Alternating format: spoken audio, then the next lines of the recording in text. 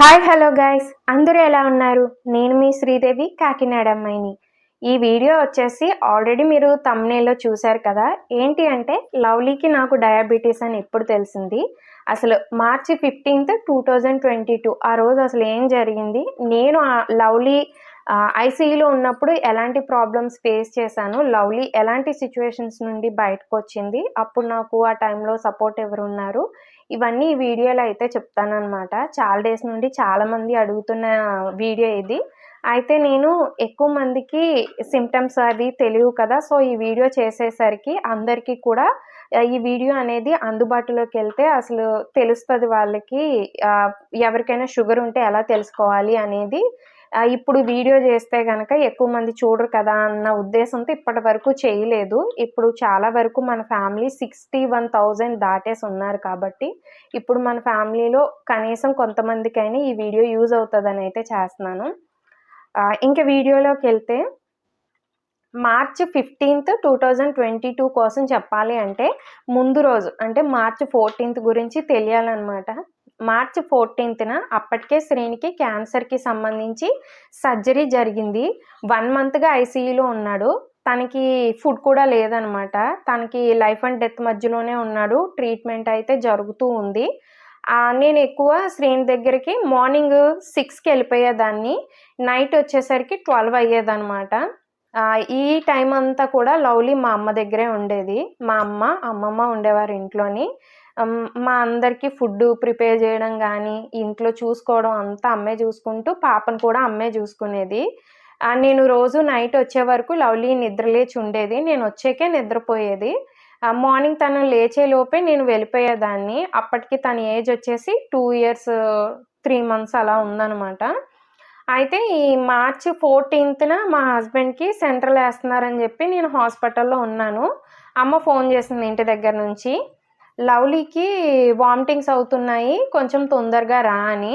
కానీ ఆ రోజు కొంచెం శ్రీనికి హెల్త్ అస్సలు బాగాలేదనమాట. డాక్టర్స్ కొంచెం తన కండిషన్ బాగాలేదు, కొంచెం క్రిటికల్గానే ఉంది, కొంచెం తన దగ్గర ఉండటం బెటర్ మీరు అని చెప్పారు. సరే అని నేను ఉన్నాను. నైట్ 12 అయిపోయింది. అమ్మ రెండోసారి కాల్ చేసి లవ్లీకి మళ్ళీ వామిటింగ్ అయ్యింది, ఇది రెండోసారి అవ్వటము, తనకి కొంచెం ఫీవరిష్గా కూడా ఉంది, నువ్వు కొంచెం ఇంటికి రా అన్నది. ఇంకా 12:30 అయిపోయింది. నేను నా మరదలు ఇద్దరము స్కూటీ మీద వచ్చామన్నమాట. కాకినాడ జీజీహెచ్ దగ్గర నుంచి మేము ఇంటికి, ఇక్కడ మాది గైగల్పాడు అనమాట, ఇది కొత్త గైగల్పాడు, ఇక్కడికి వచ్చాము. అయితే వచ్చేటప్పుడు లవ్లీ ఫుడ్ కూడా సరిగ్గా తినట్లేదని మా అమ్మ చెప్పింది. సర్లే తనకి ఏదైనా తీసుకెళ్దామని చూసాం, కానీ 12:30 టైంలో ఏముంటాయి చెప్పండి నైట్. ఇంక ఇంటికి అయితే వెళ్ళిపోయాము. ఇంటికి వెళ్ళేసరికి లవ్లీ నేను రాగానే మమ్మీ అని దగ్గరకు వచ్చింది.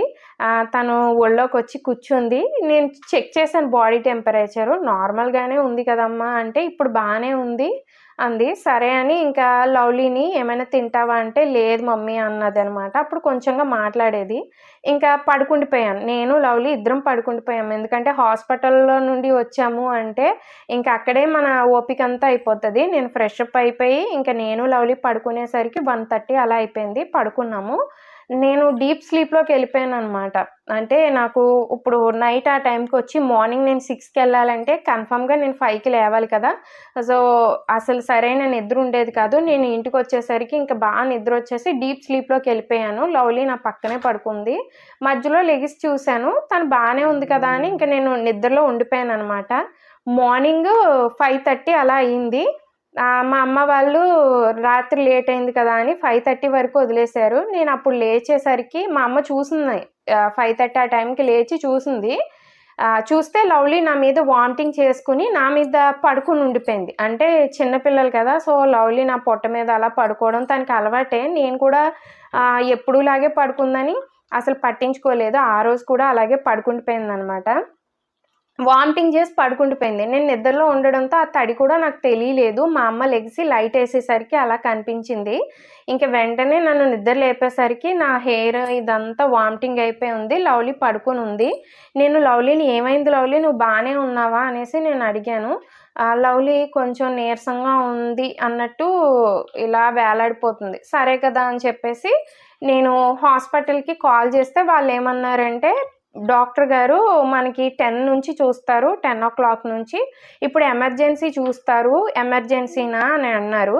అప్పుడు లవ్లీ నార్మల్‌గా వామిటింగ్స్ అవుతూ ఉంటాయి కదా పిల్లలకి. సో, తనకి వామిటింగ్ అవ్వడం ఏమీ ఎమర్జెన్సీ కాదు కదా అన్నట్టు నేనేమనుకున్నానంటే లవ్లీని ఆ రోజు నేను క్లీన్ చేసి అదంతా తీసుకెళ్ళడానికి టైం పడుతుంది కదా అని ఇంకా ఫుడ్ పెట్టడానికి అది టైం పట్టేస్తుందని ఇంకా 10:00కే అపాయింట్మెంట్ తీసుకున్నాను. తనకి క్లీన్ చేసేసిన తర్వాత ఒళ్ళో పడుకుంది. తర్వాత కొంచెం ఇడ్లీ పెట్టడానికి ట్రై చేస్తే తినలేదసలు. అయితే పాలైనా పడదామని పాలు పడితే మార్నింగ్ కక్కేసుకుంది. సరే అని ఇంకా డాక్టర్ దగ్గరికి వెళ్ళిపోయాం మేము 9:00కే. ఇంకా 10:00కి డాక్టర్ రాగానే ఫస్ట్ నెంబర్ అనమాట. ఇంకా పిలిచారు, వెళ్ళాము. ఆయన చూశారు. లవ్లీకి బాగా బ్రీతింగ్ కొంచెము అప్పటికప్పుడే ఏంటి అంటారు ఆవేశంలా వచ్చేస్తుందనమాట. ఆవేశంలో వచ్చేస్తుంటే డాక్టర్ తనకి అది స్కాన్ ఇంకా ఎక్స్‌రే తీయించుకి రమ్మన్నారు. ఆయన చిన్నప్పటి నుండి లవ్లీని ట్రీట్ చేస్తున్నారు. అప్పటికే శ్రీనికి క్యాన్సర్ ఉందని ఆ డాక్టర్ గారికి కూడా తెలుసనమాట. అయితే లవ్లీకి ఇంతకు ముందు కూడా అంటే కఫం పట్టేసిందంటారు కదా! అలా పట్టేయడంతో ఆయన ఏమన్నారంటే, మళ్ళీ అదేమైనా రిపీట్ అయిందేమో, ఎందుకైనా మంచిది స్కాన్ చేసుకురండి అని చెప్పి పంపించారనమాట. స్కానింగ్‌కని పంపిస్తే ఎక్స్‌రేకిని వెళ్ళి వచ్చాము. వెళ్ళేటప్పుడు కూడా అప్పుడు నాతో తమ్ముడున్నాడు. అప్పటి వరకు డాడీ ఉన్నారు హాస్పిటల్‌కి అది తీసుకెళ్ళినప్పుడు. అయితే డాడీ అన్నారు, "శ్రీనుని చూసుకోవాలి కదా!" అంటే అప్పుడు శ్రీను ఇంకా పైకి లేవలేని సిచ్యువేషన్. తన్ని ఒకళ్ళు కూర్చోబెట్టి క్లీన్ చేయాలనమాట.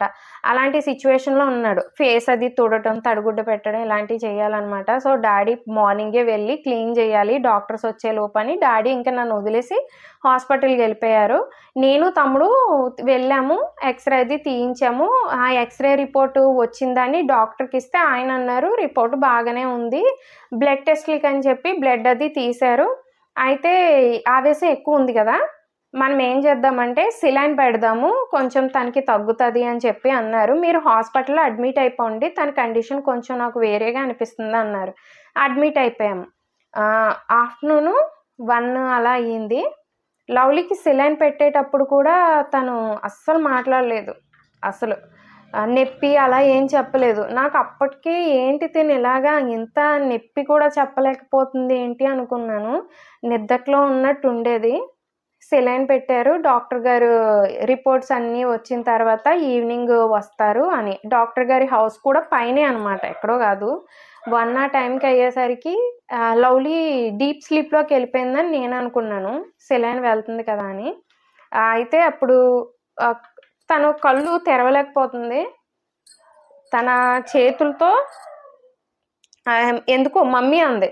మమ్మీ అంటే, చెప్పరా నేను ఇక్కడే ఉన్నాను తల్లి. నీతోనే ఉన్నాను. నిన్ను వదిలేసి ఎక్కడికి వెళ్ళలేదు అని చెప్తే, ఇంకోసారి మమ్మీ అంది. అన్నది గానీ కళ్ళు తెరవట్లేదు.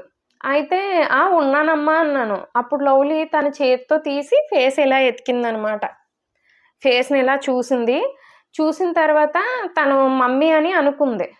అంటే అప్పుడు నాకు ముక్కు పుడక కూడా కొంచెం వేరేగా ఉండేదనమాట. ఇలా ముక్కు మీద అది తాకింది. అయితే చిన్న పూసలాగా ఉండేది ముక్కు పుడకకి. తాకిన తర్వాత మమ్మీ అని అనేసుకుంది. అనుకున్న తర్వాత తను అప్పటి వరకు నా ఒళ్ళోనే పడుకొనుంది. సడెన్‌గా కొంచెం పైకి లేచినట్టు ట్రై చేసింది. ఇలా ఉన్న పాప కొంచెం పైకి లేసింది. లెగిస్తే నేను ఇలా కూర్చోబెట్టుకున్నాను. కూర్చోబెట్టుకుంటే నా ఫేస్‌ని ఇలా పట్టుకుంది. ఆ తర్వాత ఈ దీని మీదే ఒక ముద్దు పెట్టింది. ముద్దు పెట్టి అలా వెనక్కి పడిపోయింది. ఇంకా అంటే ఒక మనిషి ఏదో అనుకోకుండా వెనక్కి ఎలా పడిపోతారో అలా పడిపోయింది. అంత టైము తన కళ్ళు తెరవలే. వెనక్కి పడిపోతుంటే నేను కూర్చోబెట్టి ఉన్నాను కదా! తన బిహేవియర్‌కి షాక్‌లో ఉన్నాను నేను. తమ్ముడు ఇలా చేయి పెట్టాడు. చేయి పెట్టిన తర్వాత ఇంకా లవ్లీ ఒక 2 మినిట్స్ గింజుకుంది. ఎందుకో సంథింగ్ ఇలా తీసుకోవడానికి గింజుకుంది. అయిపోయింది.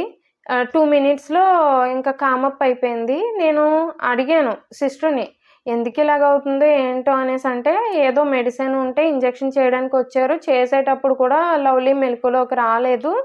అప్పుడు నేను ఇంత పెయిన్ ఉంటది ఇంజెక్షను, తను మెలుకువలో రావట్లేదు. నాకు భయంగా ఉంది. తనేమీ తాగట్లేదు. మీరు డాక్టర్‌ని పిలవండి అనేసి నేను అడిగాను ఆ సిస్టర్‌ని ఆ రోజు. ఆ సిస్టర్ ఏమందంటే, "మెడిసిన్ ఎళ్తుంది కదా! తను మైకంలో ఉంది" అనేసి అన్నారు. డాక్టర్ గారి పర్సనల్ నంబర్ మన దగ్గర ఉండదు కదా! సో, ఏంటంటే సిస్టర్‌కి చెప్తే సిస్టర్ ఏమో అలా అని చెప్పింది. ఆ తర్వాత ఇంకో 2 టైమ్స్ చెప్పినా గానీ సిస్టర్ అలాగే అంది. అయితే నేను లవ్లీతో అలానే ఉన్నాను. ఈవినింగ్ 7 అలా అయిపోయింది. డాక్టర్ గారు రౌండ్స్‌కొచ్చారు. వచ్చినప్పుడు లవ్లీని చూసారు. నేను వెంటనే అన్నాను, "డాక్టర్ ఆఫ్టర్‌నూన్ నుంచి లవ్లీ అలానే ఉంది" అంటే, రిపోర్ట్స్ అయ్యి చూసి తన రిపోర్ట్స్‌లోని యాసిడ్ అనేది బాగా కంటెంట్ ఎక్కువుంది. యాసిడ్ కంటెంట్ అంటే పీహెచ్ లెవెల్స్ అయ్యి బాగా ఎక్కువ పెరిగిపోయినియి. 12కే ఎంతో తెలీదు. చాలా గ్యాస్ లెవెల్స్ పెరిగిపోయినియి. డేంజరస్ సిట్యుయేషన్‌లో ఉన్నట్టుంది అనేసి అన్నారు. అన్న తర్వాత అంతలా పెరిగిపోవడం ఏంటో నాకు అర్థం కాలేదు. ఈలోపు డాక్టర్ గారు అన్నారు, తన్ని పట్టుకున్నారు కళ్ళు. అయితే చూసారు. చూసి, "అమ్మ తిను ఎప్పటి నుండి ఇలా ఉందంటే ఆఫ్టర్‌నూన్ నుంచి" అని నేను చెప్పగానే ఆయన అన్నారు, "నాకు ఇన్ఫార్మ్ చేయాలి కదా!" అని. నేను సిస్టర్‌కి చెప్పానండి 3 టైమ్స్ పైన అని. అప్పటికి ఆ సిస్టర్ షిఫ్ట్ దిగేసి వెళ్ళిపోయారనమాట. "అదేంటి నాకు ఇన్ఫార్మ్ చేయాలి కదా! ఇలా ఉంటే పాప కోమాలో ఉందమ్మా" అంటున్నారు. లేదు డాక్టర్, నేను మామూలుగా తను ఏంటో ఏదోలా ఉందని చెప్పి అప్పటికి చెప్పడానికి చూసాను. కోమాలో అంటే ఆఫ్టర్‌నూన్ నాతోని ఇలా జరిగింది. మామూలుగా నాకు ముద్దు పెట్టింది అనేసి చెప్తే, "అమ్మ తను ఆఫ్టర్‌నూన్ నుంచి కోమాలోకెళ్ళిపోయింది" అనేసి, "కావాలంటే నువ్వు చూడు" అని నీడిల్ అనేది కొంచెం గుచ్చారనమాట కాలు అడుగున. అదే అరికాలు అడుగున. నేను షాక్‌లో ఉన్నాను. ఇదేంటి కోమలో అంటున్నారని. ఆయన ఎంటనే షుగర్ టెస్ట్ చేసారా తినకి అని అడిగారు.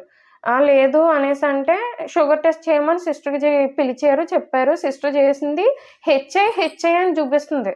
కీ కీ కీ అని అరుస్తుంది మానిటర్. నేను మెషిన్ పనిచేయట్లేదనుకున్నాను. అలా 2 టైమ్స్ చేశాక కూడాని డాక్టర్ గారికి చెప్పింది సిస్టర్. ఇదెలా చూపిస్తుందంటే వెంటనే డాక్టర్ అన్నారు, "హెచ్ఐ అంటే తనకి షుగరుంది. హైలోకెళ్ళిపోయింది. అది 600 వరకు చూపిస్తది ఆ మెషిను. అది 600కి ఎక్కువ ఉంటేనే ఇలా హై అని చూపిస్తది" అన్నారు. అంటే అప్పుడు నేను షాక్‌లో ఉండిపోయాను. తనకి షుగర్ ఏంటి అని చెప్పి. అయితే ఇలా షుగర్ అని చెప్తుంటే నేనేమో తనకి షుగర్ లేదు డాక్టర్ అనేసి అంటున్నాను. అమ్మ తన్ని చిన్నప్పటి నుండి నేనే కదా చూస్తున్నాను. తనకి షుగర్ లేదు. కానీ ఇప్పుడు తనకి షుగర్ ఉంది తన బాడీలోని అంటే నేనంటున్నాను. అంటే మా హస్బెండ్ ఫుడ్ తినేవాడు కాదనమాట. అంటే తనకి ఆపరేషన్ జరిగిన తర్వాత ఒక 1 మంత్ పైన ఫుడ్ పెట్టలేదు. అప్పుడు సప్లిమెంట్స్ ఎళ్ళేవి. అందులో సెలైన్ లాంటిది ఒకటి పెట్టేవారు. అది పెట్టడం వలన తనకి షుగరు చూపించేదనమాట కొంచెం ఎక్కువ. అయితే నేను గూడా ఈ సెలైన్ పెట్టడం వల్ల షుగర్ ఎక్కువ చూపిచ్చిందేమో డాక్టర్ అనేసి నేను అంటున్నాననమాట. అమ్మ నీకు అర్థం గావట్లేదు. పాపకి డయాబెటిస్ ఉంది. తను కోమాలో ఉంది. నువ్వు కాసేపు కామ్‌గా పక్కన కూర్చో, ఏడవటం మానేసి నేను పాపని చూసుకుంటాను అని చెప్పారు. అయితే పాపని సిస్టర్ తీసుకొని వెళ్ళిపోయారు. ఐసీయూలో పెట్టారనమాట హాస్పిటల్‌లోని. తన బ్లడ్ తీసి పంపించారు. అందులో తనకి 610 ఉన్నట్టొచ్చిందనమాట. 610 షుగరు. అయితే బ్లడ్ శాంపుల్ తీసిన తర్వాత తనని ఐసీయూలో పెట్టిన తర్వాత ఒకటే చెప్పారు డాక్టరు. అప్పటికి టైము 8:30 అలా అయిపోయిందనమాట. ఏమని అంటే, "అమ్మ తనకి బాగా షుగర్ ఎక్కువుంది. ట్రీట్మెంట్‌కి కొంచెం కాస్ట్ అవుతది. చేస్తాము" అనేసి చెప్పారు. ఓకే అండి. పర్వాలేదు అని చెప్పాను. అయితే నైట్ అయిపోయింది. నైట్ 11:30 అలా అయ్యింది. డాక్టర్ గారొచ్చి చెప్పారనమాట అప్పుడు. "అమ్మ తన బాడీ అనేది ట్రీట్మెంట్‌కి రెస్పాండ్ అవ్వట్లేదు. నేను హ్యాండిల్ చేయగలను. కాకపోతే తనకి కావాల్సిన ఎక్విప్‌మెంట్ అనేది ఇక్కడ లేదు ప్రాపర్. అంటే వెంటిలేటర్ ఉన్నది కావాలంట వాళ్ళు.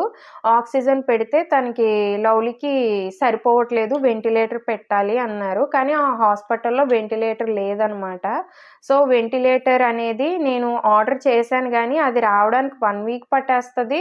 ఒకవేళ నేను ఎవరిదైనా తీసుకొద్దామన్నా గానీ అంటే వెంటిలేటర్ సిస్టమ్ మరి ఎలా తీసుకొస్తారో నాకు తెలీదు గానీ, నేను అలాంటి సిస్టమ్ తీసుకురావాలన్నా నాకు ఖచ్చితంగా 2 డేస్ లేదా రేపు ఈవినింగ్ అయినా అయిపోతది. నేను కష్టము హ్యాండిల్ జేయడము. వేరే హాస్పిటల్‌కి తీసుకెళ్ళు అన్నారు. నాకు తీసుకెళ్ళేటప్పుడు కూడా 2 ఆప్షన్స్ ఇచ్చారు.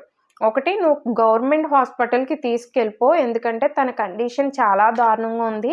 నీ సిట్యుయేషన్ తెలుసు నాకు. అంటే చిన్నప్పటి నుండి లవ్లీని చూపిస్తున్నాం కదా!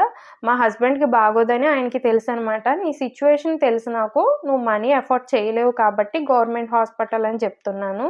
లేదు నేనెంత ట్రీట్మెంట్ అయినా పెట్టుకుంటాను అంటే గనక టీమ్ హాస్పిటల్‌కి తీసుకెళ్ళిపో. టీమ్ హాస్పిటల్‌లో ఇలాంటి కేసు 400 షుగర్ వచ్చిన వాళ్ళని ఒకరిని హ్యాండిల్ చేశారు. ఆ అమ్మాయి కూడా ఇప్పుడు బాగానే ఉంది. నువ్వు తీసుకెళ్ళు. ఆ అమ్మాయి పుట్టుకతోనే షుగర్ ఉన్న అమ్మాయి. తనకి 6 ఇయర్స్ ఎంతో అనుకుంటా. అలాంటి కేస్‌ని హ్యాండిల్ చేశారు. వాళ్ళు తిని కూడా చూసుకోగలరు అన్నారు. అయితే టీమ్ హాస్పిటల్‌లో ఉన్న డాక్టర్‌తో నేను మాట్లాడతాను. తను నాకు ఫ్రెండ్ అని చెప్పారనమాట. నువ్వు ఎక్కడికి తీసుకెళ్తావు అనేది నీ ఇష్టం అంటే నేను ఫస్ట్ జీజీహెచ్‌కి తీసుకెళ్ళడానికని చెప్పి మా డ్యాడీకి చెప్పాను. డ్యాడీ శ్రీని దగ్గరున్నారు. డ్యాడీ వెంటనే అక్కడే ఉంటది కదా పీడియాట్రిషియన్ వార్డ్. అక్కడికెళ్లారనమాట. వెళ్తే అక్కడ జూనియర్ పీడియాట్రిషియన్ ఉన్నారు గానీ సీనియర్ లేరు. ఒక్కరే డాక్టర్ డ్యూటీలో ఉన్నారు నైట్ టైమ్ వలన. ఆ రోజు వెంటిలేటర్ సిస్టమ్ అనేది ఎందుకో మేబీ ప్రాబ్లమ్ వచ్చిందంట. మొత్తం అక్కడ ఉండే సిస్టమే ప్రాబ్లమ్ వచ్చింది. అది వర్కింగ్ ప్రాసెస్‌లో ఉంది. అది అవ్వడానికి 24 అవర్స్ పడతది అని చెప్పి వెంటిలేటర్ ఉన్న వాళ్ళని కూడా ఆక్సిజన్స్‌కి షిఫ్ట్ చేశాము అన్నారు ఆ రోజు. అయితే పాపని ఇక్కడ ట్రీట్ చేయడానికి బ్లడ్ టెస్ట్‌లు ఇలాంటివన్నీ ఉంటాయి. రిజల్ట్స్ వెంటనే రావు. జీజీహెచ్ గవర్నమెంట్ హాస్పిటల్‌లోని మనకి రిజల్ట్స్ టైం పట్టేస్తది కాబట్టి అక్కడున్న డాక్టర్ అన్నారంట, పాప కండిషన్ బాలేనప్పుడు ప్రైవేట్ హాస్పిటల్ తీసుకెళ్ళండి. ఎందుకంటే ఇక్కడ బ్లడ్ టెస్ట్‌లు అనేది చాలా ఎక్కువ మంది చేయించుకుంటూ ఉంటారు. ఎందుకంటే ఫ్రీ ఆఫ్ కాస్ట్ కదా! సో, మన రిజల్ట్ కూడా చెక్ చేసి చెప్పడానికి టైం పట్టేస్తదనమాట. అందుకని చెప్పి వాళ్ళు వద్దు అక్కడే ఎక్కడైనా ప్రైవేట్ హాస్పిటల్‌లోకి తీసుకెళ్ళిపోండి అన్నారు. ఇంకా నేను శ్రీనికి సర్జరీ చేసిన మేడం వాళ్ళు ఉంటారు కదా! అందులో చందన మేడం అనమాట. నాకు చెప్పాలంటే లైక్ దేవత అనమాట. ఆవిడ వల్ల ఇవాళ శ్రీను ఉన్నాడని నేను ఫీల్ అవుతూ ఉంటాను. ఆవిడకి చెప్పాం విషయం ఇది అని చెప్పి. ఆవిడ నెంబర్ ఇచ్చారు మాకు. సో, ఆవిడకి కాల్ చేసి చెప్తే ఆవిడన్నారు, పాప రిపోర్ట్స్ నాకు ఫోటో తీసి పెట్టు అన్నారు. ఫోటో తీసి పెడితే ఆవిడన్నారు, అమ్మ పాప కండిషన్ చాలా క్రిటికల్‌గా ఉంది. నువ్వు టీమ్ హాస్పిటల్ అంటున్నావు కదా! అక్కడికే వెళ్ళిపో. బెటర్‌గా ఉంటుంది నీకు. దగ్గర కదా మీ ఇంటికి కూడాని అని చెప్పారు. సరే అని చెప్పి ఇంక నేను టీమ్ హాస్పిటల్‌కి తీసుకెళ్దాము అనేసి డిసైడ్ అయిపోయాను. అయితే మమ్మల్ని వ్యాన్ మీద తీసుకెళ్ళాలి. అంటే వెంటిలేటర్ ఉన్న వ్యాన్ అంటారు కదా! సో, అలాంటి దాని మీద తీసుకెళ్దాము అని మేము ఆ రోజు అడిగాము. లైక్ అంబులెన్స్ లాంటిది. ఆ రోజు మాకు వెంటిలేటర్‌ని యూజ్ చేసే అంబులెన్స్ కాస్ట్ వచ్చి 5000 అని చెప్పారు ఆ రోజు నైట్. 5000 అంటే అసలు నాకిక్కడ బిల్ పే చేయడానికే డబ్బులు లేవు.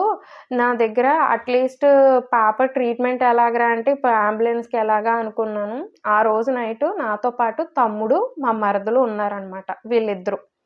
అప్పుడు వరకు ఎవరు లేరు. తమ్ముడు, మా మరదలు, నేను, పాప. అయితే తమ్ముడు ఏం నాకు అర్థం కావట్లేదు. నా దగ్గర డబ్బులు కూడా లేవు తమ్ముడు. 1500 ఉన్నాయి అని. ఆ 1500లో 500 కూడా తమ్ముడు ఇచ్చినయే. 1000 నావిని, 500 ఆడివిని.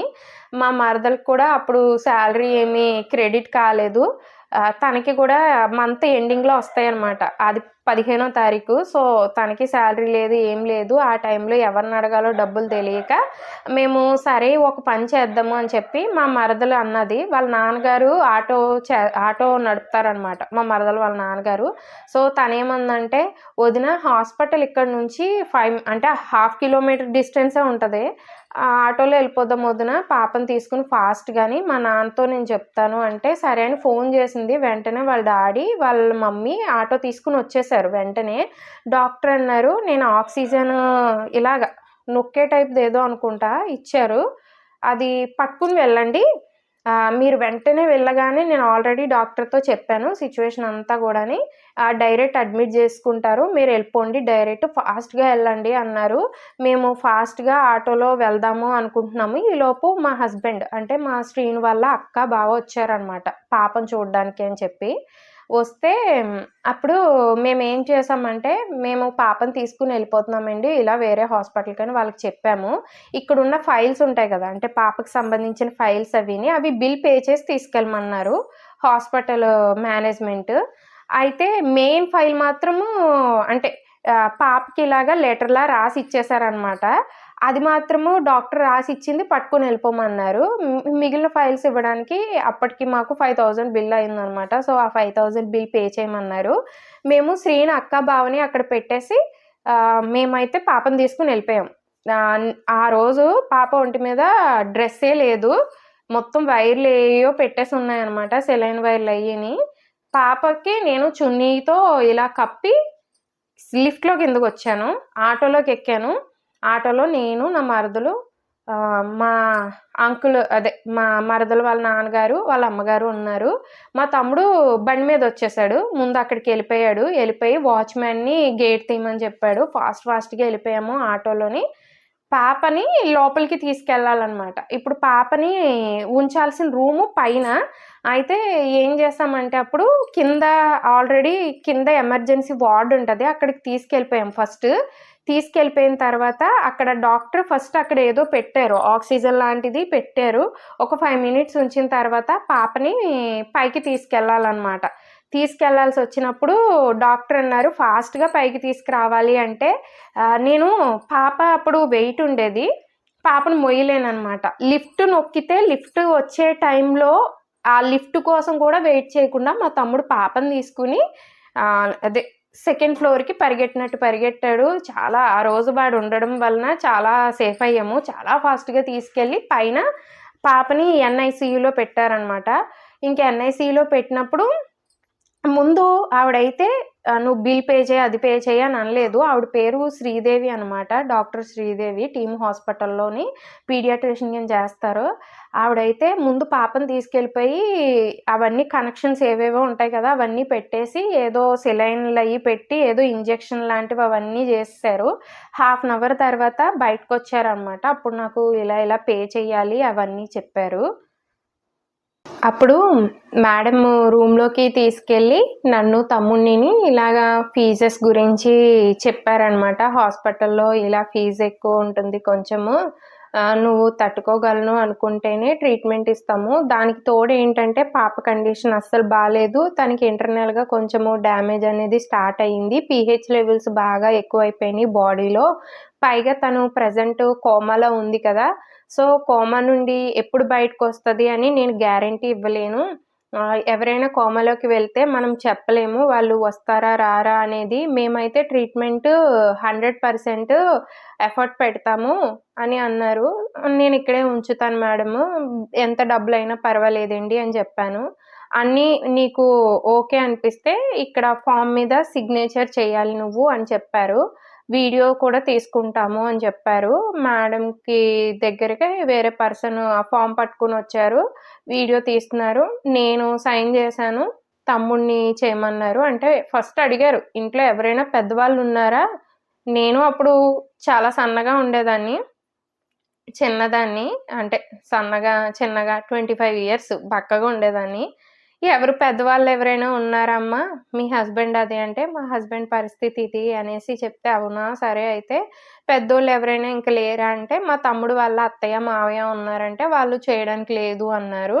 అప్పటికి ఇంకా ఎవరు లేకపోవడంతో తమ్ముడిని చేయమన్నారనమాట. అప్పుడు నాకనిపిచ్చిందనమాట. మా హస్బెండ్‌కి ట్రీట్మెంట్ జరిగేటప్పుడు నన్ను వైఫ్‌గా సైన్ చెయ్యి అన్నారు. పెద్దవాళ్ళెవరైనా ఉన్నారా అని అడిగారు అప్పుడు గూడా. అక్కడ ఒక 5 టైమ్స్ దగ్గర అడిగారు. అప్పుడు తమ్ముడే చేశాడు. తర్వాత తమ్ముడే. ఎందుకంటే మా నాన్న చేస్తాననంటే, మీరు పూర్తిగా అమ్మాయి తరపు అయిపోతారు అనంటే, అప్పుడు తమ్ముడు మా బావేనండి నేను జేస్తానని చేశాడంతే అప్పుడుని. అక్కడ అలాగే అయ్యి, ఇక్కడ అలాగే అయిందనమాట. అప్పుడు మాకు సపోర్ట్‌గా ఎవ్వరూ నిలబడలేదనమాట. ఆ కండిషను వరస్ట్ కండిషను. చేతిలో డబ్బులు లేవు. ఆహ్, నాకు ఏం జేయాలో తెలియలేదు. తమ్ముడు ఎవరినైనా ఫ్రెండ్స్‌ని అడుగుతానని తమ్ముడు ఫోను చేయడానికెళ్ళాడు. నాకేమో మనీ కావాలి. నేను అప్పుడు శ్రీను వాళ్ళ అక్క, బావకి ముందు అడిగాననమాట. జస్ట్ అడగడం అంటే ఇలాగ అంటున్నారు మనీ అనేసి కట్టాలి అది ఇది అంటున్నారంటే, వారేం జేశారంటే, మా హస్బెండ్ వాళ్ళ చిన్నాన్న కొడుకు వాళ్ళ దగ్గరికెళ్ళాడు.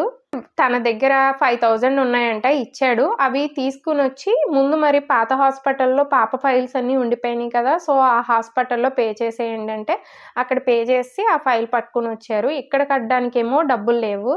వాళ్ళేమో మనీ పే చేయాలి అంటున్నారు.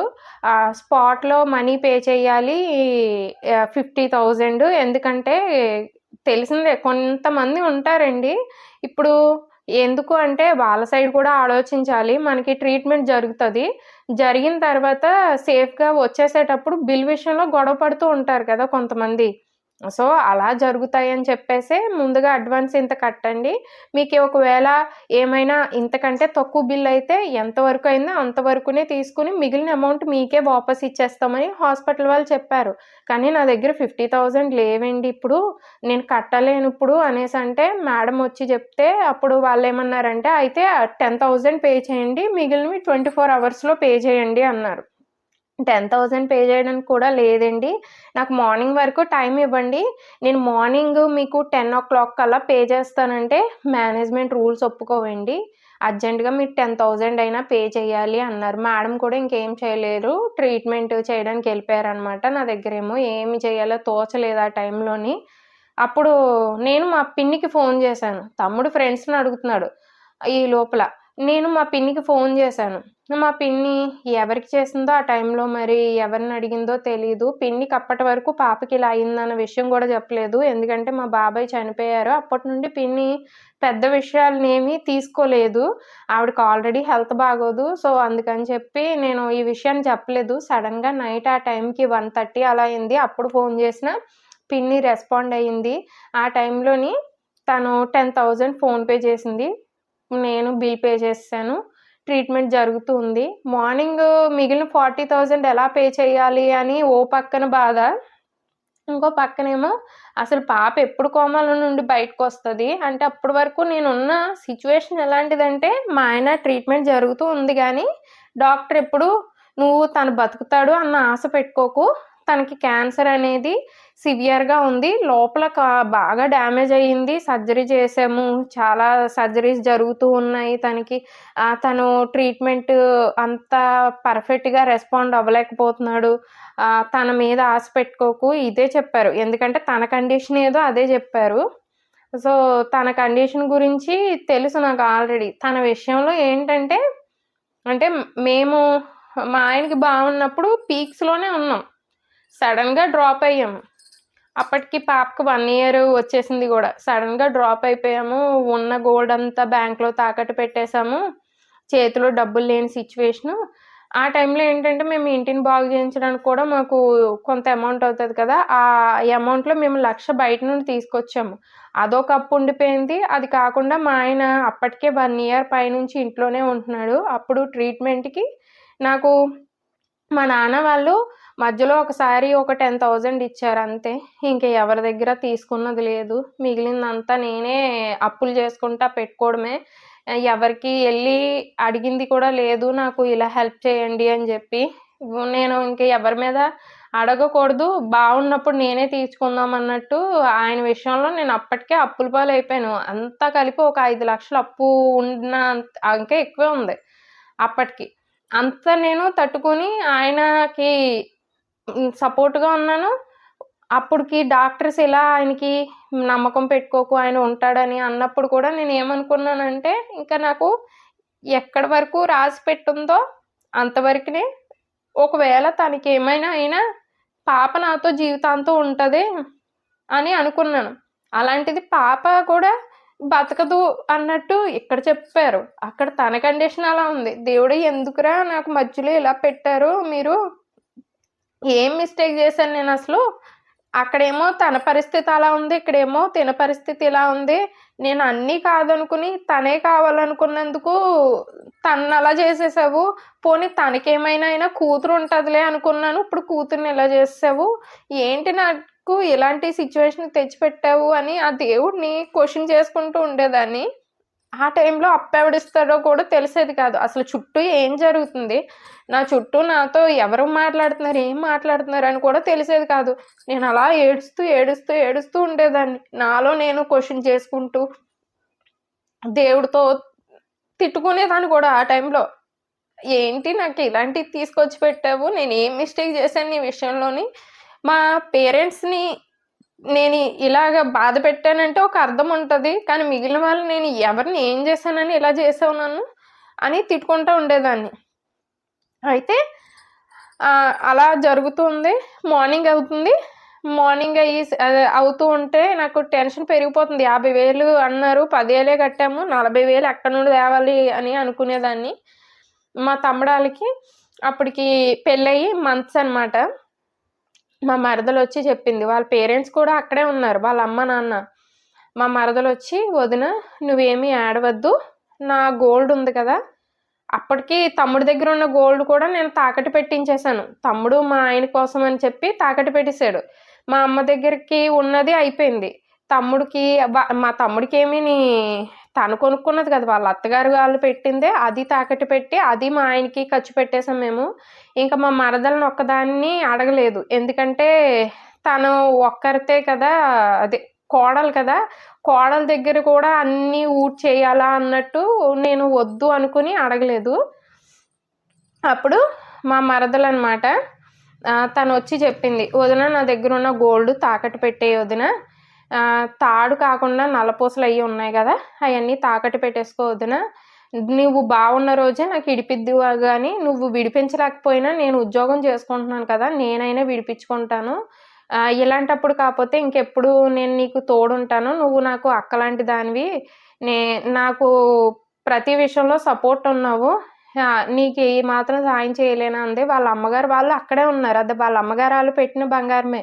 వాళ్ళు కూడా ఒకటే అన్నారు, "ఇలాంటివేం పట్టించుకోకు శ్రీదేవి. మార్నింగ్ చూసుకుందాము. ముందు వెళ్లి బంగారం తాకట్టెట్టేసి డబ్బు పట్టుకొనొస్తాం మేము" అనేసన్నారు. అయితే మార్నింగ్ అయిపోయింది. వీళ్ళు తాకట్టెట్టడానికెళ్లారు. మా మరదలది నల్లపూసలనమాట. 80,000కి తాకట్టెట్టారనమాట. మా నాన్నకే ఇచ్చారు. వాళ్ళ అమ్మ వాళ్ళు కూడాని. మా నాన్నకిస్తే మా నాన్న, మా తమ్ముడెళ్లి తాకట్టెట్టి తీసుకొచ్చారనమాట. తీసుకొచ్చి డబ్బులు గూడా కట్టారు హాస్పిటల్‌లోని. పాప ఇంకా కోమాలోనే ఉంది. ట్రీట్మెంట్ జరుగుతూ ఉంది. నేను ఏడుస్తూనే ఉన్నాను. నైటంతా అక్కడే ఉన్నాను. శ్రీను వాళ్ళ అక్క వాళ్ళైతే నైట్ 2 ఆ టైంకి వెళ్ళిపోయారు. ఎందుకంటే మార్నింగ్ మళ్ళీ మా హస్బెండ్ దగ్గరికి వెళ్దాము అన్నట్టు. అంటే మా నాన్న అప్పటికే చాలా టైం నుంచి హాస్పిటల్‌లో ఉండిపోయాడు కదా! సో, తను ఇంటికొస్తాడు అని చెప్పి వాళ్ళ అక్క వెళ్ళడానికని వెళ్ళిపోయారు 2కి. మా మౌని వాళ్ళ అమ్మగారు, నాన్నగారు కూడా క్యారేజ్ అది పట్టుకొనొస్తాం మేము హాస్పిటల్‌కి అని చెప్పి వాళ్ళు వెళ్ళారు.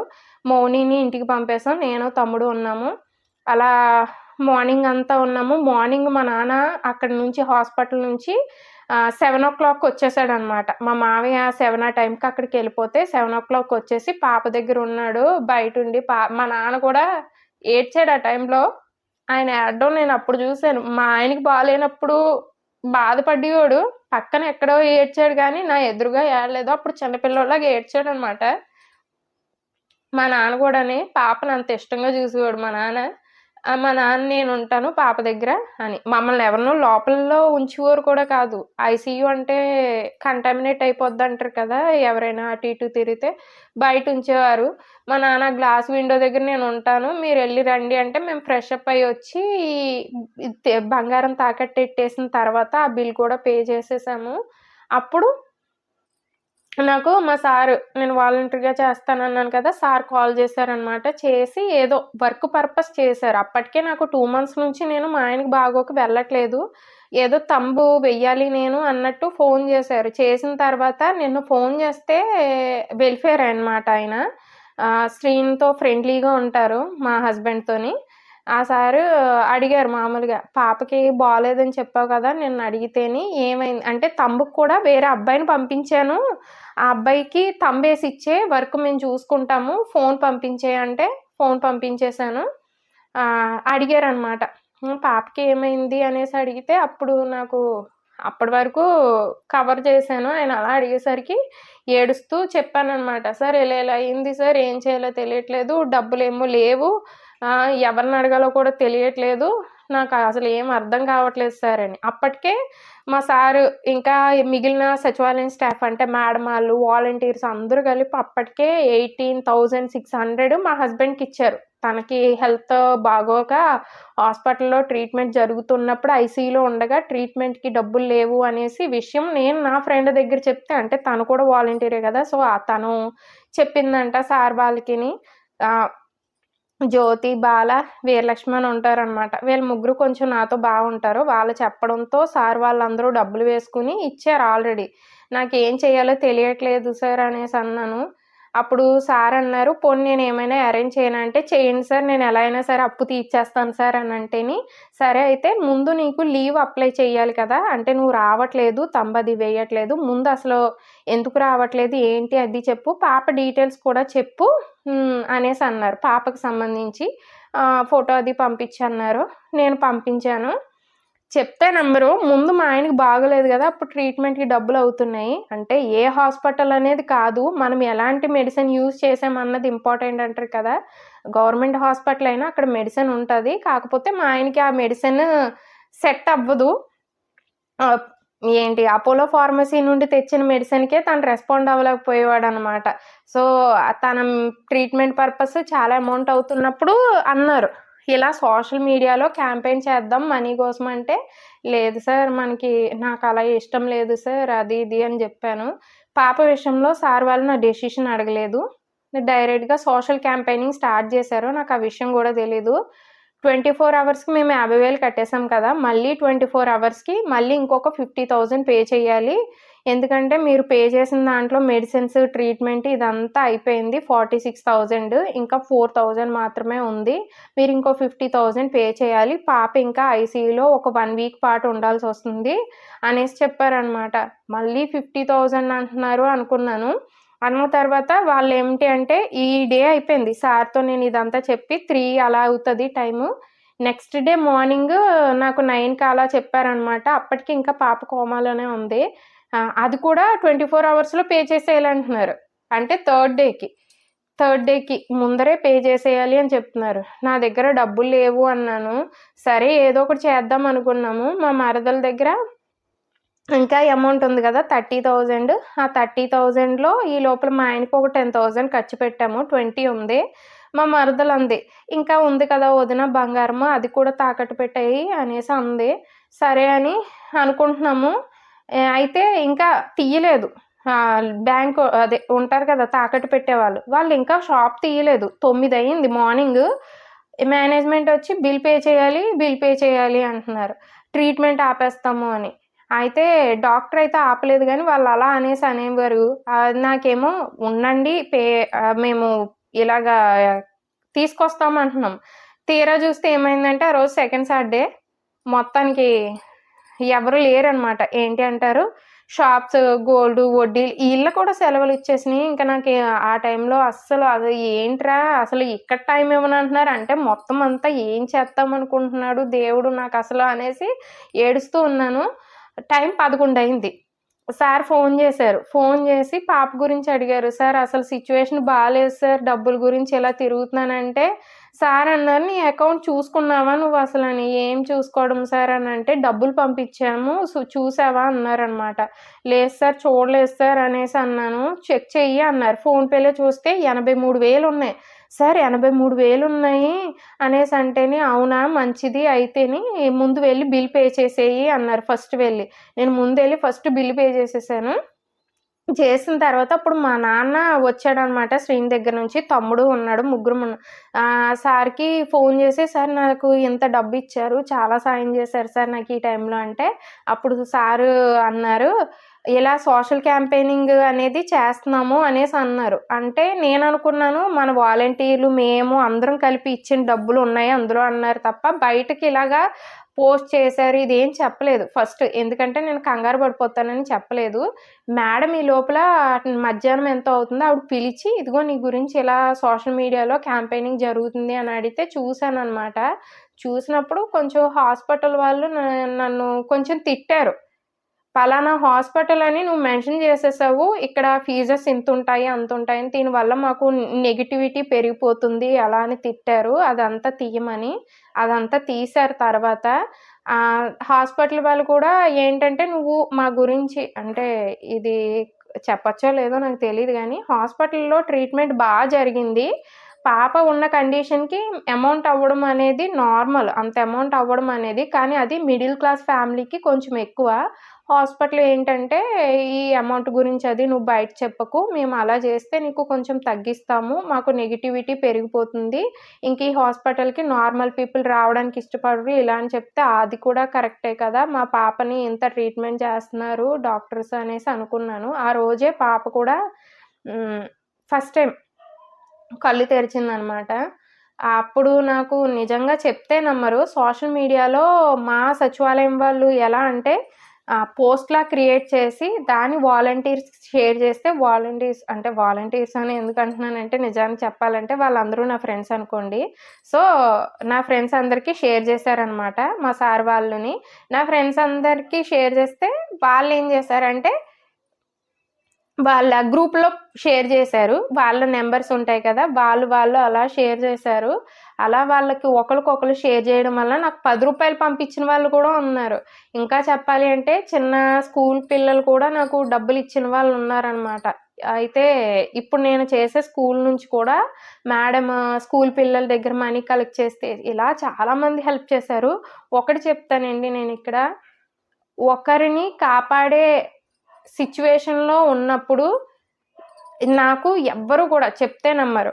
ఒక మతం, ఒక పార్టీ, ఒక క్యాస్ట్ అని ఎవ్వరూ పట్టించుకోలేదు నా విషయంలో. నిజంగా చెప్తున్నాను. అందరూ ముందుకొచ్చారండి. అందరూ ముందుకొచ్చారు. ముస్లిమ్స్, హిందువులు, క్రిస్టియన్స్ అందరూ ముందుకొచ్చారు. అందరూ వాళ్ళ బ్లెస్సింగ్స్ ఇచ్చారు. వాళ్ళ దగ్గర ఎంతుంటే అంత ఇచ్చారు. అక్కడికొచ్చి కలిసేవారు ప్రతి వాళ్ళుని. హాస్పిటల్ వాళ్ళు కూడా నా సిట్యుయేషన్ చూసి తర్వాత ఎవరొచ్చినా సరే బయట నుండి చూడ్డానికి ఒప్పుకునేవారు. ఐసీయూ అంటే లోపలికెళ్ళనివ్వరు కానీ విండో బయట నుండి చూడ్డానికి ఒప్పుకునేవారు. అందరికి సాయం చేశారు. అందుకే నేను చెప్తున్నాను చూడండి, నేను హిందువునైనా నేను అన్ని మతాల్ని గౌరవిస్తున్నాను అంటే ఆ టైంలో నాకు అన్ని మతాలు అంత సపోర్ట్ చేశాయి. అందుకే నేను అందరి దేవుళ్ళని పూజిస్తాను. అందరి దేవుళ్ళని గౌరవిస్తాను. ఇది చాలా గ్రేట్ థింగ్ అండి. ఒకరికి సాయం చెయ్యాలి అన్నప్పుడు ఇలాగ అందరూ కలిపి రావడం అనేది. నాకు అందరూ ముందుకి కలిపి వచ్చారనమాట.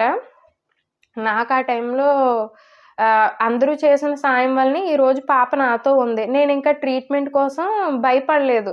ఎందుకంటే మనీ వచ్చాయి కాబట్టి ఎంత ట్రీట్మెంట్ అయినా చేయిద్దాము అనుకున్నాను. అదే రోజు పాప కూడా కళ్ళు తెరిచింది.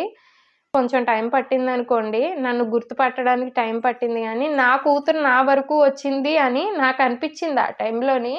నేను సాధించానురా అని. అప్పుడు నేను అనుకున్నాను.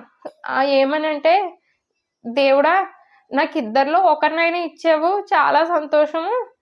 ఇంకా నా భర్త తన లైఫ్ అనేది నీ చేతిలోనే వదిలేశాను. నీ ఇష్టము. ఒకరినైనా వెనక్కిచ్చావు.